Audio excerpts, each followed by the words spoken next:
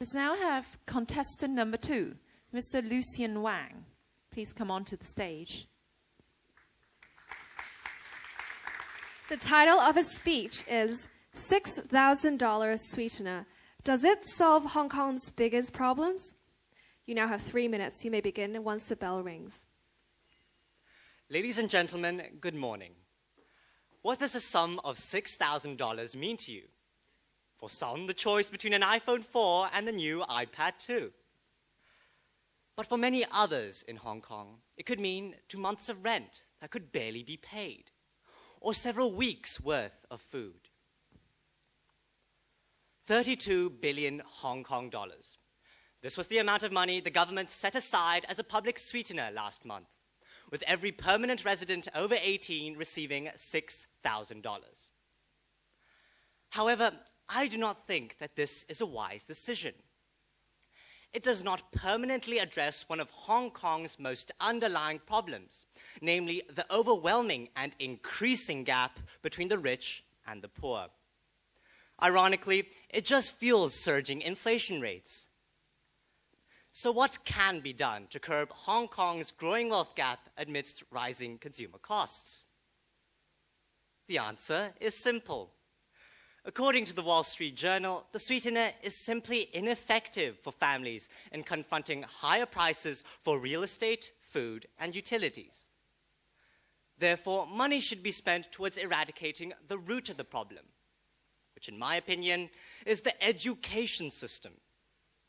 Hong Kong's education system must be revamped to consider a broader range of people and to provide greater benefits. By focusing investments towards education, we can alleviate poverty by providing greater training for the younger generation, both rich and poor. This will then enhance the quality of the workforce, which will lead to higher wages and a better standard of living. We should invest for our future. In the words of a famous Chinese philosopher, Lao Tzu, give a man a fish and you feed him for a day. Teach a man to fish and you feed him for a lifetime. When the government hands out $6,000, it is a temporary relief that will only help people so far. But if we use the $32 billion to fund programs that educate the young, force that will eventually close the wealth gap. So let us start. If each of us donate the $6,000 to establish education funds that help the children in need, we can make a difference. In the words of former US President John F. Kennedy, one person can make a difference, and everyone should try. Thank you. Thank you, Mr. Wang. Mr. Seaton will now ask you a question.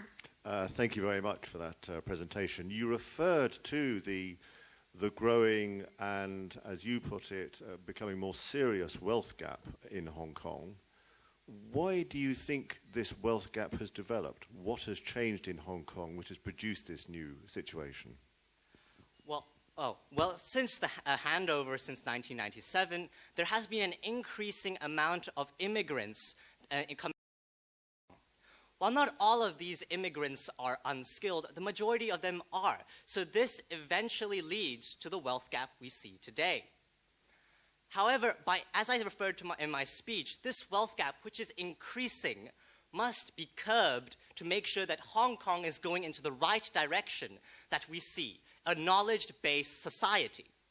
So to curb this wealth gap, we have to invest in education and make sure that everybody in Hong Kong is being educated amongst the same standards and quality to make sure that in time this wealth gap will diminish and eventually Hong Kong will become a society that everybody will want to live in. Thank you. Thank you. Question or anything from Ms. Santooth? With Shanghai setting itself up as a strong economic competitor to Hong Kong, how do you see Hong Kong's status in the global economy in the future, and what do you think Hong Kong's leadership should do to maintain its current standing? Well, Hong Kong, as we all know, is a world-class city. But we have many competitors, such as Shanghai, that is racing to catch up towards us. So we have to make sure that in order we remain as a world-class city and remain as one of the world's top world-class cities, as our slogan says, Asia's world city, we have to make sure that all aspects of our Hong Kong society is at its best that it can be. Healthcare, education, all of these society's needs must be made sure that they are the best they can be. By using the $71.3 billion surplus that we got last year from the government, we must make sure that we invest into integrating society into a more developed, into a more world-class city that we will all strive to aim for. Thank you. Thank you, Mr. Wang. You may now take a seat.